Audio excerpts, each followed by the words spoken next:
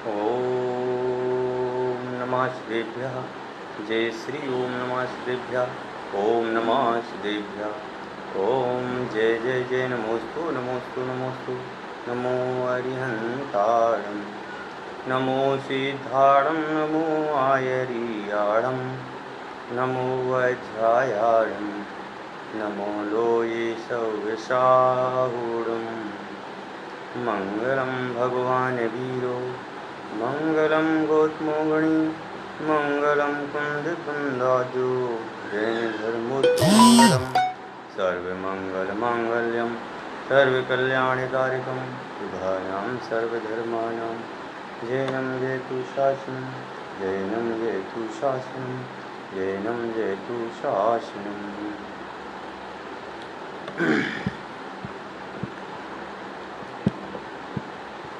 हमारा जो विषय है वह भारतीय दर्शन के ऊपर चल रहा है। भारतीय दर्शन में आत्मा का क्या स्वरूप है, इस विषय को लेकर के हम निरंतर रूप से चर्चा कर रहे हैं, जिसमें कल हमने न्याय वैशेषिक दर्शन और मीमांसा दर्शन की चर्चा अपन ने कल की थी। आज हमें दो दर्शनों को पूरा करना है, वेदांत दर्शन के अद्वैत दर्शन और अद्वैत वेदांत दर्शन और विशिष्टाद्वैत वेदांत दर्शन। इन दो दर्शनों की हमें चर्चा करना है, जिसमें हमें यह देखना है कि इन दोनों दर्शनों में समानता क्या है और असमानता क्या है। ये दोनों दर्शन जो है बात को किस रूप में स्वीकार करते हैं। तो सबसे पहले हम चर्चा करते हैं अद्वैत दर्शन की। अद्वैत वेदांत दर्शन की सबसे पहले चर्चा करेंगे और अद्वैत वेदांत दर्शन में ही हम जो आत्मा का जो स्वरूप है उस आत्मा के स्वरूप को अपन यहाँ पर देखेंगे। तो सबसे पहले जो है ये अद्वैत वेदांत दर्शन है। इस वेदांत दर्शन में आत्मा के स्वरूप के संबंध में क्या कहा गया है उसको देखते हैं। कहते हैं मतलब दोनों दर्शनों में, जैन दर्शन में और विशेष अद्वैत दर्शन में, जैन दर्शन में और अद्वैत वेदांत दर्शन में दोनों में समानता क्या है वह बताते हैं, उस पर असमानताएं सिद्ध करेंगे। तो समानताएं देखते हैं। आत्मा चैतन्य स्वरूप है और उसका चैतन्य जागृत, स्वप्न, सुषुप्त आदि अवस्थाओं में विद्यमान रहता है। आत्मा चैतन्य से रहित कभी भी नहीं होता। ये बहुत अच्छी बात है कि इसमें बताया गया है कि अद्वैत दर्शन में कि आत्मा जो है चैतन्य स्वरूप है। आत्मा जो है एक चैतन्य प्रकाश है, समझ गए ना। और मानते भी हैं सभी दर्शन, इस बात को स्वीकार भी करते हैं कि भाई आत्मा है क्या। तो उसमें ये स्वीकार भी होता है, सभी दर्शनों में स्वीकार्य भी कर रहे हैं और अद्वैत दर्शन भी इस बात को स्वीकार कर रहा है कि जो आत्मा है वह आत्मा क्या है। तो कह रहे हैं आत्मा जो है चैतन्य स्वरूप है, चेतनता इसमें एक गुण है, वह चेतनता गुण इसमें विराजमान है, जिसमें कि यह सुख दुख का जो अनुभव करता है ना, जो सुख है दुख है किस रूप में है किस रूप में नहीं है। अत्यंतिक दुख होता है, कभी कभी कम दुख होता है। तो इन दोनों अवस्थाओं में यह जो है अनुभव कर रहा है। कौन अनुभव कर रहा है? आत्मा। इसलिए इसको कहा चैतन्य स्वरूप। और यह आत्मा जो है कभी सोता नहीं है, मतलब में जागृत अवस्था में बना रहता है। स्वप्न में भी यह जागृत अवस्था में बना रहता है। कि सीधी सी बात यह है कि आत्मा जो है चैतन्य गुण होने के कारण से वह चैतन्य पना ही में रूप में ही रहता है। आत्मा का कभी सोना नहीं होता है। आत्मा तो प्रति समय अपने ज्ञान रूप में परिणमन करता रहता है। स्वप्न भी देख रहे हैं उस समय भी ज्ञान रूप में ही रहता है, समझ गए। क्योंकि स्वप्न में जो भी हम चीज़ देखते हैं वह बिना ज्ञान के तो आती नहीं है। तो ज्ञान रूप ज्ञान चलता है और ज्ञान में उसमें अनेक प्रकार के गेय भी हम देखने में आते हैं। कभी कभी हम बहुत दूर चले जाते हैं, कभी कभी हम बहुत जगह घूमने भी जाते हैं, अनेक प्रकार से। तो इस प्रकार से सभी अवस्थाओं में आत्मा जो है चैतन्य रूप में रहता है। आत्मा चैतन्य से रहित कभी भी नहीं होता। आत्मा जो ऐसा गुण है जिसमें चेतना गुण ही है। जैसे अग्नि में जो दाहपना है, अग्नि का जो स्वरूप है उष्णता, वह उष्णता अग्नि में हमेशा विद्यमान रहती है। उसी प्रकार से बता रहे हैं कि आत्मा में जो है यह आत्मा में जो है चैतन्य पना है, वह चैतन्यपना प्रति समय रहता है। चैतन्यपना यदि आत्मा में नहीं है तो वह आत्मा ही नहीं है, क्योंकि चैतन्य शक्ति तो आत्मा में होती है। और जो चैतन्य शक्ति आत्मा में नहीं होगी तो आत्मा में होगा क्या? तो भाई बिना चैतन्य शक्ति के तो कुछ होना संभव है नहीं। तो वही यहाँ पर बताते हैं कि भाई उनमें चैतन्यता होती है, और चैतन्यता चाहे स्वप्न अवस्था में हो, चाहे जागृत अवस्था में हो, चाहे चल फिर रहे हों, किसी भी अवस्था में आप देखेंगे तो उसमें चैतन्य गुण होता है। अद्वैत दर्शन और जैन दर्शन इस बात को दोनों दर्शन इस बात को स्वीकार कर रहे हैं कि चैतन्य जो है आत्मा का आगंतुक गुण नहीं है। अद्वैत दर्शन में भी इस बात को बिल्कुल स्पष्ट किया है कि यह जो है आगंतुक गुण नहीं है, कहीं से आया हुआ गुण नहीं है, अपितु यह तो स्वाभाविक है कि उसका तो ये स्वभावपना है। जैसे जो पानी होता है, जल होता है, उस जल का स्वभावपना शीतलता है। आप उसको कितना भी गर्म कर देंगे फिर भी उसमें शीतलता नाम का गुण विद्यमान ही रहता है। क्योंकि अपन देखते हैं कि जब अग्नि जलती है और उस पर कितना भी गर्म पानी डाल दोगे तो वह अग्नि बुझ जाती है। इसका मतलब क्या है? उसमें एक शीतलता नाम का जो गुण है, उस गुण के कारण से वह बुझ जाती है। परंतु आप तो कहोगे पानी तो गर्म था। हाँ, तो पानी गर्म भले हो, पर उसमें एक शीतलता नाम का गुण है। उस शीतलता नाम के गुण के कारण से वह अग्नि जो है बुझ जाती है। इस प्रकार से जो आत्मा में भी है कि आत्मा में जो है चैतन्य स्वभाव जो है यह कहीं से लाया गया नहीं है। यह चैतन्य स्वभाव तो उसका खुद का है, स्वाभाविक गुणपना है। यह आत्मा में कहीं से लाया नहीं जाता है, और आत्मा में इस प्रकार की सत्ता को कहीं और से बुलाया नहीं जाता है। आत्मा में स्वयं सिद्ध है, आत्मा में है, अनादि से अनंत काल तक रहता है। और अनंत काल तक क्या कहें, जब तक आत्मा है जब तक यह चैतन्यपना उसमें रहता है। और जो ज्ञान गुण है वह ज्ञान गुण भी आत्मा में बराबर रूप से बना रहता है। तीसरी बात इन्होंने कही कि वेदांत दर्शन में आत्मा को सत कहा। सत मतलब में जो वस्तु का अस्तित्व है, समझ गए ना, जिसका कभी नाश नहीं होता वो सत कहलाता है। सत मतलब में जिसकी सत्ता बनी रहे, जिसकी सत्ता कभी समाप्त ना हो, वह सत्ता जिसकी हमेशा की हमेशा बनी रहे, उसको बोलते हैं सत। समझ गए ना। सत द्रव्य लक्षणम, और द्रव्य का लक्षण क्या है? सतपना है। आत्मा का लक्षण क्या है? सतपना है। आत्मा में उत्पाद व्यय होता है, उत्पाद व्यय होने के बाद भी उसमें कुछ जो द्रव्यपना है या जो आत्म स्वभावपना है वह स्वभावपना उसमें रहता है। आत्मा जो है परिणमन भी करती है, कभी उत्पाद रूप व्यय रूप अपने ज्ञान स्वभाव में। तो जो ज्ञान स्वभाव में जो उसका परिणमन हो रहा है, उस परिणमन में भी वह अपने स्वभाव रूप से रहती है। जैसे चक्की जो होती है, चक्की मतलब में जो पुराने ज़माने में जो चलती थी ना चकिया, तो पुराने ज़माने में एक चकिया चला करती थी जिसमें ऐसे ऐसे करके दाल वगैरह आटा वगैरह ऐसा पीसा जाता था। उसमें हम देखते थे कि भाई एक ऊपर का पार्ट तो घूमता रहता है, परंतु उसकी जो धुरी है वह धुरी एक निश्चित रूप से बनी रहती है और वह कभी घूमती नहीं है। दोनों पार्टों के बीच में एक धुरी होती है, वह कभी घूमती नहीं है। इसी प्रकार से जो है आत्मा है, आत्मा में प्रति समय रूप से परिवर्तन तो होता रहता है, परंतु परिवर्तन होने के बावजूद भी वह आत्मा जो है कभी अपने सत स्वभाव को नहीं छोड़ता है। आत्मा में उसका खुद का सतपना रहता है, आत्मा में उसका स्वभाव रूपपना रहता है, और वह स्वभावपना वह कभी छोड़ता नहीं है, चाहे किसी भी अवस्था में हो। समझ गए ना, उसमें स्वभावपना छूटता नहीं है। अग्नि में जिस प्रकार उष्णता होती है, वह अग्नि की उष्णता अग्नि में है, लेकिन वह अग्नि की उष्णता कभी खत्म होती नहीं है। अग्नि की उष्णता अग्नि में बनी रहती है।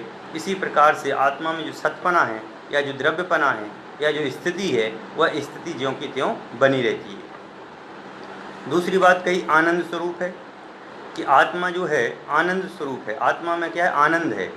आत्मा में आनंद इस प्रकार का है कि जो आत्मा है वह अपना खुद का करता है और खुद का भोगता है। तो आत्मा का जो आनंद है वह उसी में है, बाह्य में तो हो नहीं सकता, क्योंकि एक द्रव्य का दूसरे द्रव्य में तो आनंद होता नहीं है। और आनंद का जो अनुभव है वह आत्मा में ही होता है, अन्य द्रव्यों में होता नहीं है, क्योंकि चेतन द्रव्य तो केवल आत्मा है और आत्मा में ही सुख है, आनंद है और चित्त की प्राप्ति आदि है। इसी प्रकार से कह रहे हैं कि जैन दर्शन में भी आत्मा ज्ञानवान है, दर्शनवान है, चारित्रवान है, अनंत गुणों की सत्ता स्वरूप वस्तु है और सच्चित आनंद स्वरूप यह आत्मा है।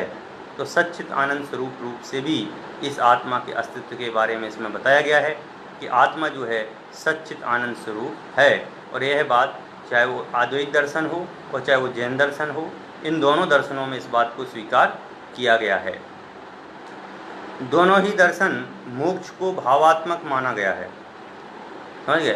इन्होंने, चाहे वो अद्वैत दर्शन है, जैन दर्शन है, जैन दर्शन भी इसी बात को मानता है कि भावात्मक है, कि दोनों दर्शनों में मोक्ष को भावात्मक माना गया है, क्योंकि मोक्ष को जाने के लिए शरीर सहित तो जाते नहीं हैं। समझ गए ना? तो शरीर सहित जाना होता नहीं है, तो इसका मतलब क्या है कि शरीर से रहित होकर के जाते हैं। तो शरीर से रहित होकर के जाएंगे तो किससे जाएंगे? तो वही बता रहे हैं कि ये शरीर से रहित पना जो है वह भावों के द्वारा ही जा सकते हैं। बिना भावों के मोक्ष प्राप्ति नहीं होती है, भाव में ही मोक्ष की प्राप्ति होती है। समझ गए ना? तो यह दोनों ही दर्शन मानते हैं कि मोक्ष का जो है वह भावात्मक होता है, मोक्ष भाव रूप में कहा गया है, अभावात्मक नहीं है। आत्मा के पूर्ण शुद्ध एवं स्वाभाविक स्वरूप की प्राप्ति का नाम मोक्ष है। जब आत्मा पूर्ण रूप से सर्व प्रकार के राग, द्वेष, इच्छा, आशा, चिंता, समझ गए ना, जितने प्रकार के कहे गए हैं, सब प्रकार के दोष और सब प्रकार के राग, समझ गए ना, सब प्रकार के शुभाशुभ भाव, सब प्रकार के अशुभाश्रव, चारित्र मोहिनी की सारी प्रकृतियाँ, समझ गए ना, दर्शन मोहिनी की प्रकृति, इन सब के अभाव पूर्वक ही मोक्ष की प्राप्ति होती है। वहाँ यदि किसी भी चारित्र के कोई भी एक प्रकृति शेष रह जाए तो वहाँ मोक्षपना नहीं होता है।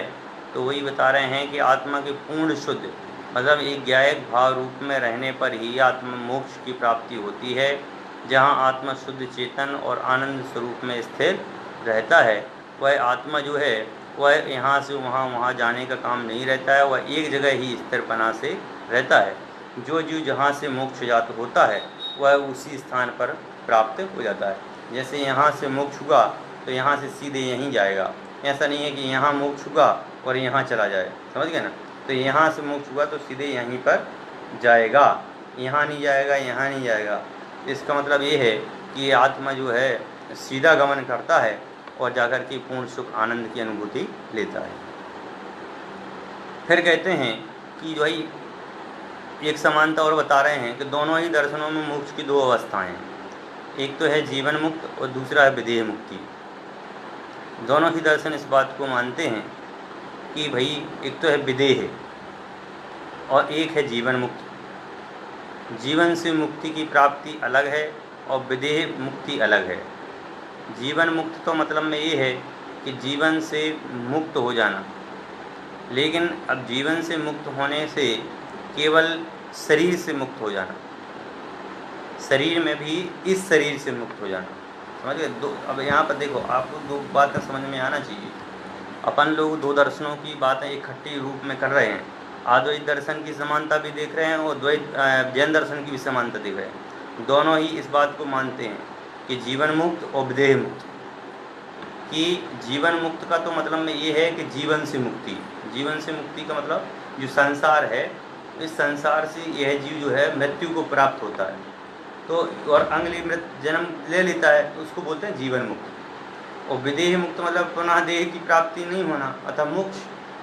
समझिए? जन जीवन मुक्त तो वो रहा संसार में, और जो विदेह मुक्त हो गया है वह विदेह में चला गया। विदेह का मतलब में जहाँ पर देह नहीं मिलेगी। देह कहाँ नहीं मिलेगी? तो मोक्ष में नहीं मिलेगी। तो जो मोक्ष का जो स्वरूप है उसको बोलते हैं विदेह। और जीवन मुक्त का मतलब में संसार में रहते हुए किसी दूसरी अवस्था में चले जाना, मनुष्य पर्याय से किसी दूसरी त्रियंश पर्याय में चला जाना, कोई जानवर का रूप धारण कर लेना। समझ गए ना? तो इस बात का भी विशेष रूप से ख्याल हमें रखना है। अब देखना है हमें दोनों दर्शनों में असमानताएं क्या हैं। ये दोनों दर्शन जो माने गए हैं, इन दोनों दर्शनों में असमानता क्या है? कह रहे हैं अद्वैत वेदांत दर्शन में संख्या अपेक्षा आत्मा को एक ही माना गया है। ये सबसे बड़ी बात आ गई।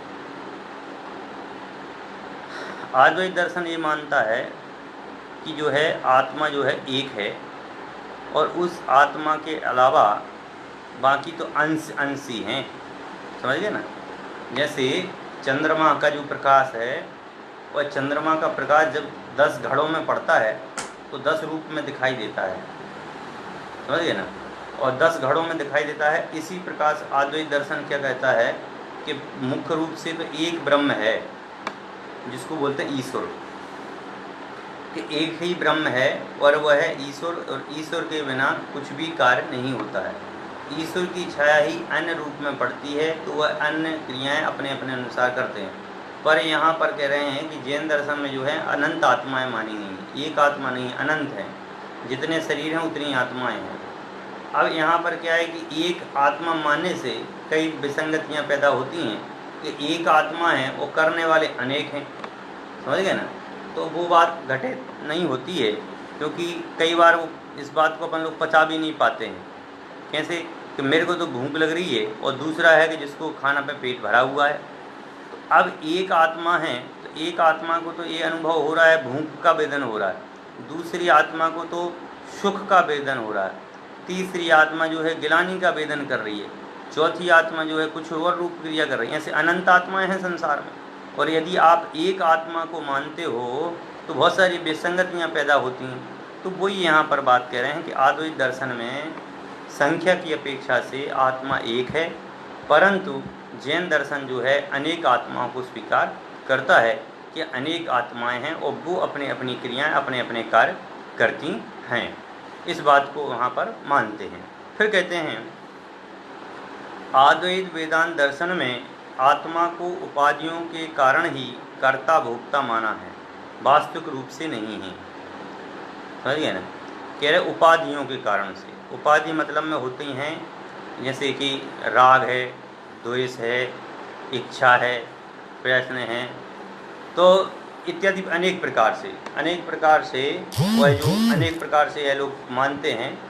तो वही उपाधियों को मानने के कारण से यह बाद में दुख का भी अनुभव करते हैं। ऐसा नहीं है कि ये दुख का अनुभव नहीं करते हैं, दुख का अनुभव करते हैं, क्यों उपाधियां जितनी होंगी उतने प्रकार की बातें होंगी और कर्ता भोक्तापना भी रहेगा। तो जो कर्ता भोक्तापना है यह कर्ता भोक्तापना अनेक प्रकार से हो सकता है। तो संसार में जो जीव है यह जीव जो है, अब यहाँ पे जैसे बात मानते हैं और कहते भी हैं कि जैन दर्शन में आत्मा को शुद्ध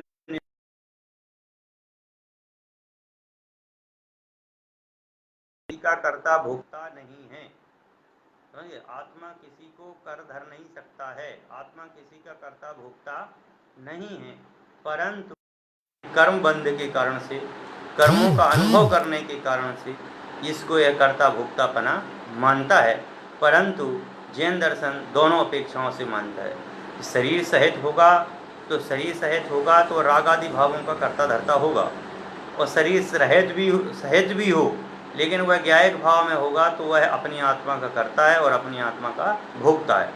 परंतु यहाँ पर जो है एक असमानता यहाँ बताई गई है। अद्वैत दर्शन मानता है कि आत्मा जो आत्मा है वह आत्मा जो है अपने उपाधियों के कारण ही कर्ता भोक्ता है, समझिए ना।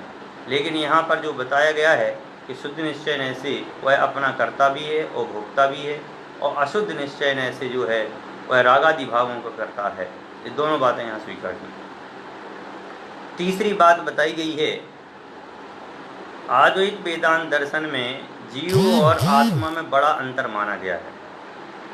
अद्वैत वेदांत दर्शन में जीव और आत्मा इन दोनों में बहुत बड़ा अंतर है। जीव तो उन्होंने कहा संसारी, समझ गए ना, और आत्मा कहा शुद्ध बुद्ध।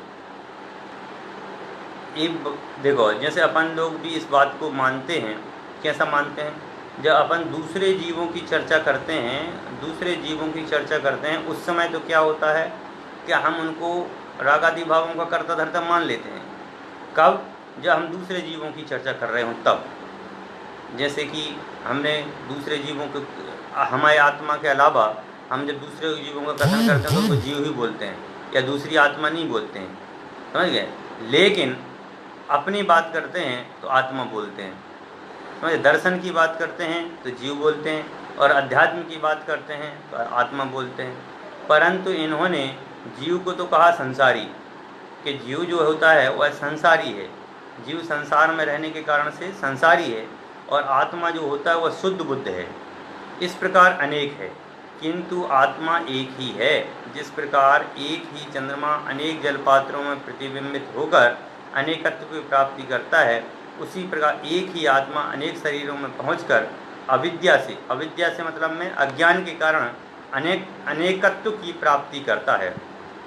समझे ना? ये मानते हैं कि भाई जैसे कि आत्मा है, वह आत्मा देखो चंद्रमा की तरह मानते हैं वो लोग, कि चंद्रमा का जब प्रकाश पड़ता है अलग अलग बर्तनों में, तो अलग अलग बर्तनों में प्रकाश पड़ने के कारण से उसमें वो क्या मानता है कि भाई अलग अलग बर्तनों में प्रकाश पड़ा और अलग अलग प्रतिबिंब झलका, और उनके जो अलग अलग जो प्रतिबिंब झलका, तो उसमें क्या मानते हैं कि आत्माएं अनेक हो गई, अंश रूप परिणमित हो गई। मतलब एक में से 10 घड़ों में उजेला पड़ा तो वो 10 हो गई। उसी प्रकार से यह जो मानते हैं कि यह आत्मा है, यानी आत्मा एक शरीर में है, वह एक शरीर में है और वह अविद्या से अनेकत्व की प्राप्ति करता है। समझ गए? अज्ञान के कारण से वह अनेक रूप में परिणमित होता है। किंतु जैन दर्शन इस बात से बिल्कुल सहमत नहीं है। वहाँ जीव और आत्मा में सबसे पहली बात तो जीव और आत्मा में कोई अंतर नहीं है। समझ गए? केवल अंतर जैन दर्शन में इस बात में बता देते हैं, हम दूसरों की चर्चा कर रहे हैं इसलिए अंतर है। समझ गए? लेकिन ये अद्वैत वेदांत दर्शन तो जीव और आत्मा में अंतर भी बता रहा है। अद्वैत वेदांत दर्शन तो क्या कह रहा है कि जीव जो है वह संसारी कहलाता है और आत्मा जो है शुद्ध बुद्ध कहलाती है। कि जो अपने जो शुद्ध बुद्ध बना है, जिसमें कोई क्रिया नहीं है, अकर्तापना है, वह आत्मा है, और जो कर्तापना जो रूप है जो जीव है वह जीव संसारी है। समझ गए?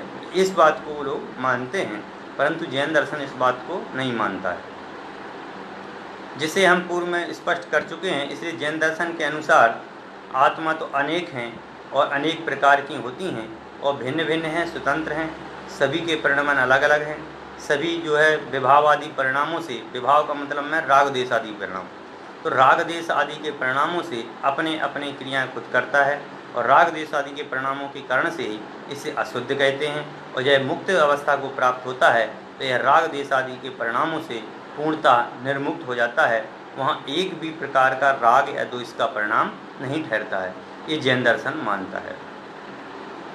फिर उसके बाद में अद्वैत वेदांत दर्शन जो है उसको और भी मानता है, कहता है कि आत्मा तो सर्वथा निष्क्रिय है, आत्मा तो कुछ करता ही नहीं है। समझ गए? तो फिर करता कौन है? तो करता कौन है भाई? आत्मा जब कुछ करता ही नहीं है, निष्क्रिय है, कोई क्रिया ही नहीं है उसकी, समझ गए ना, तो फिर करता कौन है? लेकिन जैन दर्शन तो ऐसा नहीं मानता है। जैन दर्शन तो कहता है भैया आत्मा निष्क्रिय नहीं है, आत्मा तो परिणमन स्वभाव वाली है, आत्मा तो सुख दुख का वेदन करने वाली है। यदि निष्क्रिय हो जाएगी तो कोई क्रिया ही नहीं करेगी, तो क्रिया नहीं करेगी तो किसको मानोगे? हैं?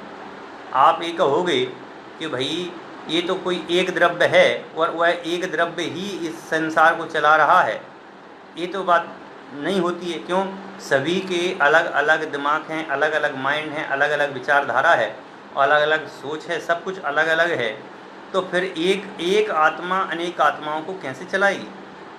समझिए ना? ये अविद्या जो है या तो पूर्ण रूप से उसमें ही होगी, या तो फिर प्रत्येक आत्मा में अविद्या अलग अलग कैसे हो सकती है? तो इस बात को ये जैन दर्शन बिल्कुल स्वीकार नहीं करता है, और वो ये मानता है कि भैया आत्मा तो स्वयं का कर्तापना भी मानता है और स्वयं का भोक्तापना भी है। ज्ञान जो है वह ज्ञान का कर्ता भी है और ज्ञान का भोक्ता भी है, इसलिए तो आत्मा मुक्त होती है। और इसी बात को यहाँ पर विशेष रूप से बताते हैं। फिर कहते हैं अद्वैत दर्शन में आत्मा को व्यापक माना गया है। समझ गए ना? केवल उन्होंने आत्मा को एक व्यापक मान लिया कि वो तो पूर्ण रूप से संसार में फैली हुई है, आत्मा का कोई स्थायित्व नहीं है। लेकिन जैन दर्शन इसको दोनों बातों में स्वीकार करता है, कहता है आत्मा जो है व्यापक रूप भी है और देह परिणाम भी है। आत्मा जब मुक्त मतलब शरीर से निकलता है तो वह व्यापक हो जाता है, सर्वलोक में फैल जाता है। बहुत प्रदेशी भी है, साप्रदेशी भी है, बहुप्रदेशी भी है और असंख्यात प्रदेशी भी है। अनेक रूपों में आत्मा को स्वीकार किया गया जैन दर्शन में। जैन दर्शन में तो आत्मा को अपने शरीर प्रमाण भी बताया कि जितना शरीर है उतना आत्मा है, शरीर के बाहर आत्मा नहीं है। आज जितना भी शरीर है उस शरीर के प्रत्येक अंश में वह आत्मा नाम का तत्व विद्यमान है। क्योंकि अपन देखते भी हैं, यदि अपने उंगली में कुछ हो जाए तो कहाँ पर अपन को पता चलता है, कहाँ पता चलता है? कहते हैं हमें पूरे शरीर में पता चल जाता है, समझ गए? केवल ये थोड़ी है कि यहाँ लगा तो केवल डायरेक्ट यहीं बस पता चलेगा, ज्ञान केवल इधर ही हो। अरे भैया ज्ञान तो यहाँ पर भी है। जब तुम्हें यहाँ टच हुआ है तो इसका मतलब है ज्ञान यहाँ भी है। जहाँ तुम्हें कोई चीज़ हुई वहाँ से अपन को तुरंत ही उस ज्ञेय का पता चल जाता है कि यहाँ कोई क्रिया शरीर में हुई है और उस क्रिया का तुरंत हमें अनुभव होता है, समझ गए? सोते में, जागते में, उठते में, बैठते में ज्ञान प्रति समय सक्रिय है। तो जो सक्रियपना है या जो उसका व्यापकपना है या देह परिणामपना है यह जैन दर्शन में स्वीकार्य है। लेकिन अद्वैत वेदांत दर्शन इसको केवल व्यापक मानता है और इसके अलावा कुछ भी नहीं मानता है। और भी कहते हैं अद्वैत दर्शन के अनुसार तत्वज्ञान ही मोक्ष का कारण है। अद्वैत वेदांत में कहा कि वस्तु का जो ज्ञान है, पदार्थ का जो ज्ञान है, बस उसी से मोक्ष की प्राप्ति होती है, समझ गए? और इस बात को जैन दर्शन भी स्वीकार करता है स्थूल रूप में, समझ गए? लेकिन वास्तव में जैन दर्शन जो है सम्यक दर्शन, सम्यक ज्ञान और सम्यक चारित्र, इन तीनों की एकता को मानता है। अद्वैत वेदांत दर्शन ने कहा भाई तत्व ज्ञान, तत्व ज्ञान का मतलब में होता है पदार्थ वस्तु का ज्ञान, और पदार्थ वस्तु का ज्ञान की जो बात कही गई है वह एक पना है, एकांत पना है। केवल वस्तु तत्व का ज्ञान होने से मात्र आत्मा नहीं तो मोक्ष की प्राप्ति नहीं होती। वस्तु का ज्ञान होने के साथ साथ में उसका श्रद्धान भी होना चाहिए, उसका ज्ञान भी होना चाहिए, उसको अपने चारित्र में भी होना चाहिए, तब जाकर के हमें मोक्ष की प्राप्ति होती है। मात्र वस्तु के ज्ञान मात्र से मोक्ष की प्राप्ति नहीं होती है। परंतु अद्वैत वेदांत दर्शन इस बात को मानता है कि केवल तत्व ज्ञान होना चाहिए, तत्व ज्ञान के आधार पर मोक्ष की प्राप्ति होती है। पर ऐसा नहीं है। यहाँ तो बताते हैं कि जैन दर्शन में तो सम्यक दर्शन, सम्यक ज्ञान और सम्यक चारित्र, इन तीनों के बिना मोक्ष की प्राप्ति नहीं होती है। यह तीनों होना आवश्यक हैं और यह तीनों अपन भी तत्व ज्ञान को मानते हैं, पर स्थूल रूप में तत्व ज्ञान को मानते हैं कि भाई जो 5 प्रकार की लब्धियाँ कही गई हैं उन 5 प्रकार की लब्धियों में तो थोड़ा थोड़ा तो तत्व ज्ञान होता ही है, समझ गए? जब तत्व ज्ञान होता है तभी तो हमें श्रद्धान होता है और तभी हमें ज्ञान होता है और चारित्र की प्राप्ति होती है। तो तत्व ज्ञान तो है ही, लेकिन तत्व ज्ञान के साथ साथ और भी माना है जो इसमें ऐसा बता रहे हैं। फिर बोलते हैं कि अद्वैत वेदांत दर्शन के अनुसार मोक्ष अवस्था में जीव ब्रह्म में विलीन हो जाता है, समझ गए ना? ये विलीन हो जाता है, किंतु जैन दर्शन के अनुसार ऐसा नहीं है। वो बता रहे हैं कि भाई यह जो है जैसी मुक्त अवस्था होती है और मुक्त अवस्था होने पर में ही यह जीव क्या होता है, ब्रह्म में लीन हो जाता है। क्योंकि अपन देख ही रहे थे पहले से कि ये ब्रह्म की ही कोई सत्ता है और उस ब्रह्म के कारण से ही यह शरीर आदि पर्याय को धारण करता है। और यह जो शरीर आदि जो पर्याय है उस शरीर आदि पर्याय को धारण करने से वह ब्रह्म में ही वापस लीन हो जाता है, क्योंकि ब्रह्म की ही अंश था, समझिए? अलग से तो कोई था नहीं, अमूर्त जो आत्मा था अलग से तो कोई था नहीं, वह ब्रह्म का ही अंश था, तो ब्रह्म में ही लीन हो जाता है। और ब्रह्म के जो है फिर से वह जाकर के ब्रह्म के रूप में उसी में अन्य पर्यायों में भी चला जाता है। परंतु जैन दर्शन इस बात को स्वीकार नहीं करता है।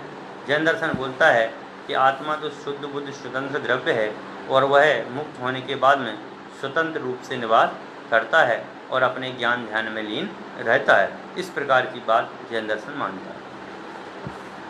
अब जो है विशिष्ट अद्वैत दर्शन की बात करते हैं। विशिष्ट अद्वैत दर्शन जो है रामानुजाचार्य का है। तो रामानुजाचार्य ने जो ब्रह्म सूत्र पर जो भाष्य लिखा उस भाष्य के आधार पर ही इन्होंने विशिष्ट अद्वैत दर्शन की स्थापना की थी। तो इस विशिष्ट अद्वैत दर्शन में जैन दर्शन और विशिष्ट अद्वैत दर्शन, इन दोनों दर्शनों में क्या समानता है इसकी भी अपन को बात आज ही करनी है। दोनों ही दर्शन आत्मा पर पूर्ण विश्वास करते हैं, उसे शरीर मन इंद्रिय वाणी से अत्यंत भिन्न चेतन अमूर्तिक वस्तु मानते हैं। जो चर्चा अपन ने पहले कर चुके हैं वही चर्चा इसमें। कि भाई वो भी आत्मा अमूर्तिकपना से रूप से मानता है, हम भी आत्मा को अमूर्तिकपना से मानते हैं, इंद्रिय बुद्धि मन बल इत्यादि को हम से आत्मा से अलग मानते हैं। तो यही विशिष्टाद्वैत रामानुजाचार्य भी इसको बिल्कुल अलग मानते हैं। दोनों जो हैं अपने अपने स्वभाव रूप से इनको अलग अलग रूप में स्वीकार करते हैं। संख्यापेक्षा से भी यह जो है अनंत आत्माओं को मानता है, और संख्यापेक्षा से हम भी अनंत आत्माओं को मानते हैं। शरीर भिन्न भिन्न है, एक नहीं है। उसी प्रकार से ये लोग भी मानते हैं कि शरीर भिन्न है, अलग अलग नहीं है। प्रत्येक आत्मा स्वभावतः ज्ञान आनंद स्वरूप है, यह जैन दर्शन भी स्वीकार करता है। आत्मा ज्ञान स्वभावी होते हुए भी अपने कर्मों का कर्ता भोक्ता भी है, यह विशिष्टाद्वैत दर्शन मानता है। अपन भी मानता है कि आत्मा जो है अपने ज्ञान स्वभावी है और अपने अपने कर्मों का कर्ता भोक्ता है। और यह मानते हैं कि आत्मा मोक्ष अवस्था में आत्मा पूर्ण शुद्ध चेतन स्वरूप हो जाता है, इसमें कोई अशुद्धि शेष नहीं रहती है। इस बात को हम दोनों दर्शन स्वीकार करते हैं। विशिष्टाद्वैत दर्शन भी इस बात को स्वीकार कर रहा है और हम भी इस बात को स्वीकार कर रहे हैं। हम का मतलब जैन दर्शन। अब दोनों में अंतर क्या है, वो अंतर विशेष रूप से देखने योग्य है और उसी की चर्चा यहाँ पर मूल है कि भाई दोनों दर्शनों में आत्मा के संबंध में क्या अंतर है, या दोनों दर्शन आत्मा के संबंध में क्या अंतर मानते हैं, इस बात की चर्चा है। देखते हैं। जैन दर्शन के अनुसार आत्मा और जीव पर्यायवाची हैं। ध्यान रखना, ये बात अपन पहले कर चुके, इसमें कोई अंतर नहीं है। वे उसे कभी आत्मा शब्द से और कभी जीव शब्द से कह देते हैं, किंतु विशिष्टाद्वैत वेदांत दर्शन में इसे सदा जीवात्मा शब्द से ही संबोधित किया जाता है। समझ गए ना। हम तो दोनों रूपों में मानते हैं, जीव भी कह देते हैं और आत्मा भी कह देते हैं। जब जिसकी आवश्यकता पड़ती है उसको हम प्रयोग कर लेते हैं। समझ गए। आध्यात्मिक ग्रंथों की जब चर्चा करेंगे तो उसमें आत्मा बोल देंगे, और जब हम किसी दूसरे जीव की बात करेंगे तो उसको हम जीव बोल देंगे, उसको आत्मा नहीं बोलते हैं। दर्शन की बात करेंगे तो जीव बोल देते हैं। परंतु जो विशिष्टाद्वैत दर्शन है, यह विशिष्टाद्वैत दर्शन आत्मा को जीवात्मा नाम से बोलता है। किस नाम से बोलता है? जीवात्मा। कि आत्मा जो है वो जीवात्मा है, उसको जीव और आत्मा दोनों को मिला करके बोलता है। पर जैन दर्शन जो है जीव को अलग और आत्मा को अलग ऐसा पर्यायवाची रूप में स्वीकार करते हैं। वास्तविकता में तो यह एक ही है, पर इसको क्या है कि वो पर्यायवाची रूप में स्वीकार करते हैं। विशिष्टाद्वैत दर्शन के अनुसार यह जीवात्मा ज्ञानानंद स्वरूप और अपने अपने कर्मों का भोक्ता होते हुए भी पूर्ण स्वतंत्र नहीं है। देखो एक जी नई बात आई कि भाई आप विशिष्टाद्वैत दर्शन जो है वह ईश्वर को प्रधान मानता है, और ईश्वर को प्रधान मानने के कारण से कभी वह वैकुंठ में भी चला जाता है आत्मा, और वैकुंठ में जाने के बाद में वहाँ हरि की सेवा में लग जाता है। मुक्त तो हो जाता है पर वहाँ जाकर के वो हरि की सेवा में लग जाता है। हरि की सेवा का मतलब में वहाँ जाकर के चाकरी करता है, नौकरी चाकरी करता है। समझ गए ना। तो ये बात है। और वो कह रहे हैं कि अपने कर्मों का कर्ता भोक्ता होते हुए पूर्ण स्वतंत्र नहीं है। उसे अपने कर्मों का कर्ता और भोक्ता तो उसको बनता ही है। वह अपने आत्मा का कर्ता और भोक्ता तो है ही प्रति समय। उसको पूरे कर्म उसको खुद को भोगने ही हैं, उसको अलग से कोई कर्म नहीं भोगने वाला। उसको तो सारे कर्मों का भोगपना उसको खुद ही करना है। समझ गए ना। अलग से कोई और दूसरा आकर के उसके कर्मों को भोगेगा ऐसा नहीं है। लेकिन कर्मों को भोगने के बाद में भी बता रहे हैं कि उसको जाकर के वैकुंठ में हरि की सेवा करनी पड़ेगी। समझ गए। लेकिन अपितु ब्रह्म या ईश्वर की उसकी स्वामी या संचालक है। कह रहे हैं कि ब्रह्मा जी जो हैं वह ब्रह्मा जी ही आत्मा को अपने कब्जे में रखते हैं और उसके बाद में अपनी क्रियाएं करवाते हैं। बेचारा कर्मों को भोग करके गया फिर भी वह पूर्ण रूप से नहीं सुखी हुआ।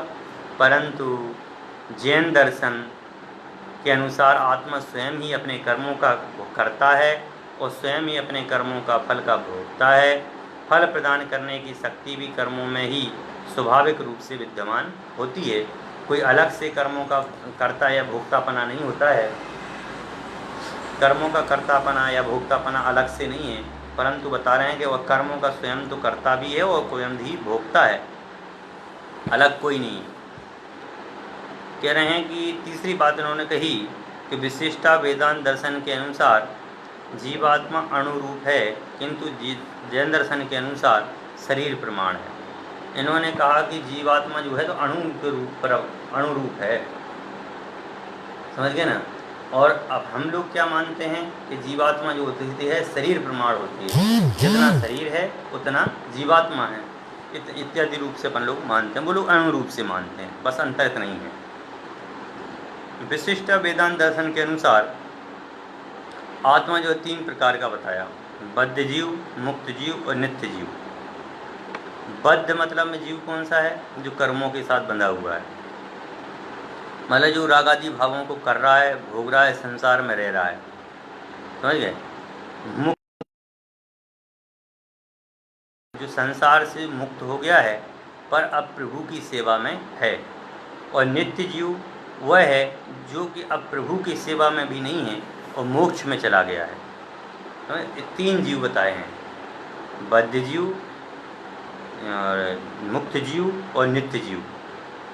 बद्ध जीव मतलब जो कर्मों के साथ बंधा हुआ संसार में घूम फिर रहा है, मैं सरल रूप में बता रहा हूँ एकदम।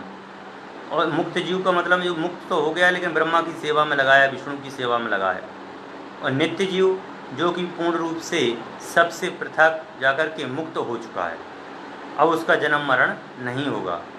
मुक्त जीव का भी जन्म मरण नहीं हुआ, अब तो वह जो है पूरी सेवा वहाँ पर जाकर के करेगा। किंतु जैन दर्शन के अनुसार 2 ही प्रकार की आत्मा हैं, एक संसारी आत्मा है और एक मुक्त आत्मा है। संसारी आत्मा में समस्त प्रकार के त्रियंच आदि जो हैं, नरक गति के जीव हैं, स्वर्ग गति के जीव हैं और अपने मनुष्य गति के जीव हैं, ये चारों गतियों के जीव जो हैं संसारी जीव कहलाते हैं। और मुक्त जीव वो कहलाते हैं जो चारों गतियों को छोड़ करके अपवर्गी की प्राप्ति करते हैं। अपवर्ग मतलब पंचम गति, जो पंचम गति की प्राप्ति करते हैं या सिद्ध दशा को प्राप्त होते हैं, उनको बोलते हैं मुक्त जीव। बद्ध और मुक्त के अतिरिक्त नित्य जीव का कोई अलग से भेद नहीं है। विशिष्ट वेदांत दर्शन के अनुसार जीवात्मा की विदेह मुक्ति ही होती है, जीवन मुक्ति नहीं होती है। कह रहे विदेह मुक्ति होती, जीवन मुक्ति नहीं होती। किंतु जैन दर्शन के अनुसार मुक्ति दोनों प्रकार की होती है, जीवन मुक्ति और देह मुक्ति। विशिष्ट वेदांत दर्शन के अनुसार आत्मा मुक्त अवस्था में ब्रह्म में लीन होकर ब्रह्म सदृश हो जाता है। यहाँ पर एक बात बता रहे हैं कि विशिष्ट वेदांत दर्शन में आत्मा जो है मुक्त अवस्था में ब्रह्म में लीन होकर के ब्रह्म सादृश हो जाता है। कि जैसे जो ब्रह्म जैसे जो दीपक है और दीपक को किसी कमरे में रख दिया जाए तो वह कमरे में उसी रूप में फैल जाता है उसका प्रकाश। आप छोटे मटकी में रख देंगे तो छोटी मटकी बराबर प्रकाश फैलेगा। उसी प्रकार से यह यहाँ से आत्मा मुक्त होता है और ब्रह्म में जाकर के वो ब्रह्म में फैल जाता है, वो ब्रह्म के समान हो जाता है। किंतु जैन दर्शन के अनुसार एक स्वतंत्र और अनादि निधन पदार्थ है, वह मुक्तावस्था में भी अपने पूर्ण विकसित शुद्ध स्वभाव के साथ स्वतंत्रता निवास करता है, किसी अन्य ब्रह्म आदि में लीन नहीं होता है और किसी की ब्रह्म आदि की सत्ता में नहीं जाता है, वो तो खुद में लीन होता है और मुक्ति की प्राप्ति करता है। इस प्रकार से आज हमने संक्षिप्त में जो है समानताएं और असमानताएं 2 दर्शनों में देखी हैं। कल हम बौद्ध दर्शन और चार्वाक दर्शन की बात करेंगे और उसके बाद में एक नया विषय स्टार्ट हो जाएगा, तो उस नए विषय की भी अपन रोज चर्चा करेंगे। आप सभी आत्मा के स्वरूप को समझें और आत्म स्वरूप में लीन हों और आत्म जो अरहंत सिद्धों का जो बताया हुआ मार्ग है, उन 5 परमेष्ठियों के द्वारा जो बताया हुआ मार्ग है, उस मार्ग की शरण लें और अनर्थ दंड व्रत का बहुत अच्छे से पालन करें, जो आपके जीवन में बहुत लाभकारी सिद्ध होगा। इसी भावना के साथ मैं अपनी वाणी बोला। सहजानंदी शुद्ध स्वरूपी अविनाशी हूँ आत्मस्वरूप। सहजानंदी शुद्ध स्वरूपी अविनाशी हूँ आत्मस्वरूप। सहजानंदी शुद्ध स्वरूपी अविनाशी हूँ आत्मस्वरूप। जावाणी के ज्ञान दें सूझे लोकालो, सोवाणी मस्तक नमो सदा देख नंदो। नवा नबुका नवो।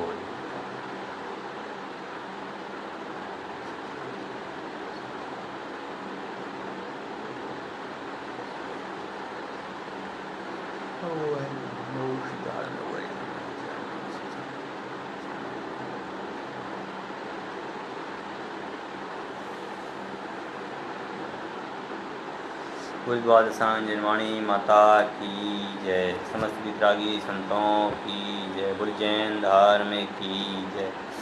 सभी साधर्मी बंधुजनों को बारंबार जय जय।